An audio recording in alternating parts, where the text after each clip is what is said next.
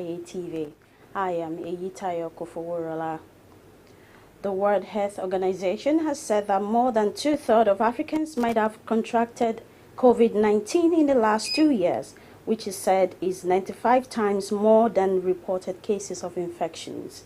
The World Health Organization noted that following laboratory tests that detected 11.5 million COVID cases and 252,000 fatalities across the African continent, about 800 million people could have already been infected by the virus.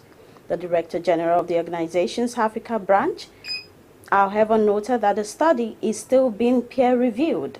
She suggested that the officially confirmed figures are probably only scratching the surface of the real extent of coronavirus infections in Africa. A new report by the International Monetary Fund has revealed that Nigeria and 72 other countries are either at a high risk of debt distress or already in debt distress.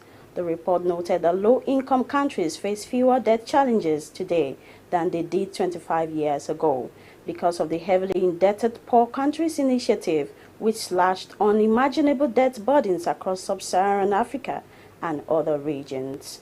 The report further noted that although debt ratios were lower in the mid-1990s, the debts have been creeping up for the past decade, adding that the changing composition of creditors will make restructuring more complex. Meanwhile, President Muhammadu Buhari has written a letter to the House of Representatives informing the Parliament of the increase in the deficit in the 2022 Appropriation Act.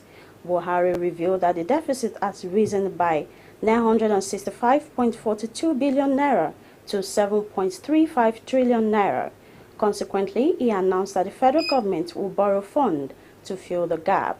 Buhari therefore called for an amendment to the federal government budget and the fiscal framework for 2022. The chairman of the Nigerians in Diaspora Commission, Abike Dabiri-Erewa, has condemned the illegal detainment of Nigerians in Poland. She accused the Polish government of detaining Nigerians and other African students who had fled war-torn Ukraine for safety in neighboring Poland.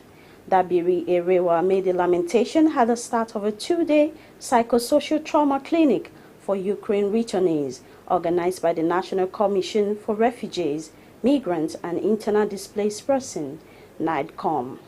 While decrying the fact that Nigerians who have refused to come home from Ukraine are at risk, she commended President Muhammadu Buhari for making it possible for the stranded students to return home. In her own separate reaction, the Federal Commission National Commission for Refugees, Migrants and Internally Displaced Persons, Imam Sulaiman, assured of the Commission's commitment to opening offices around the country. A federal high court in Abuja has dismissed a fundamental enforcement rights suit filed by the suspended Deputy Commissioner of Police, Abba Kyari, against the National Drug Law Enforcement Agency. Justice Inyang Ekwo dismissed the suit after the counsel for the enforcement agency, Joseph Sunday, prayed the court that the matter be struck out. Sunday urged the court to strike out the suit following the absence of the Kyari's lawyer in the court. Though Kyari's lawyer sent a letter praying the court for adjournment, Justice Ekwo said it was not in compliance with the court's rule. Stakeholders have charged economic movers and decision makers in the Southwest to shift the focus of the region to the emerging global market in the solid minerals and agricultural sector. In a chat with our correspondent, they noted that the move becomes pertinent in a bid to revamp the economy of the region and that of Nigeria. The report. The search for the country's sustainable development has prompted a Southwest Stakeholders Forum on the prospects of agricultural and mineral resources sectors. This is to awaken the economic consciousness of Nigerians, especially the Southwest region, to the robust benefits of revamping the agricultural and mineral resources sector. Speaking at the event, the Oyo State Governor Seyi Makinde, represented by the Executive Assistant on Administration, Idowu Ogedengbe, said the state government is committed to collaborating with all the necessary sectors to ensure the development of the state. And we are committed to ensuring that we construct the necessary road access in all the various local governments, apart from the ones that the local government will be constructing. As a state government, we also have commitments to the rural access agricultural marketing project, RAMP. Our infrastructural development vision is to target the economy of Oyo State, the critical segments and sectors that are contributing to our GDP. We want to ensure that we facilitate infrastructural development with a view to enhancing our GDP as a state. Also, Nigeria's former ambassador to the Philippines, Dr. Yemi Farambi, reiterated the fact that the country is in dire need of industries that will ensure the country's economic growth and development. We are going to go at economy. Then we have to do what a few other countries have done.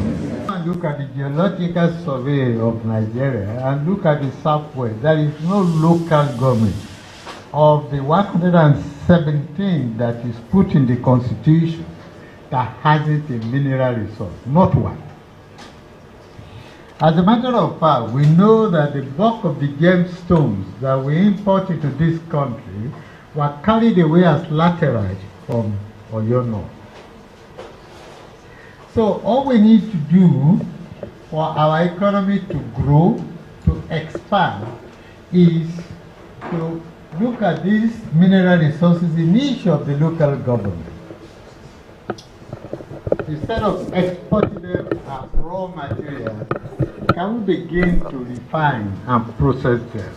Similarly, an elder statesman, Baale Ekotedo, Elder Taye Ayorinde, said it is unfortunate that the country has lost a lot of industries which ought to be of benefit to the country, adding that the event is a wake-up call. Education-wise, take it, is here. Industry is here. Cocoa house, look at it, built from cocoa money. But unfortunately, most of these have gone to the dogs. Why? Because of the jaundiced political situation in the country. Because of the fraudulent constitution. Because of the managers of the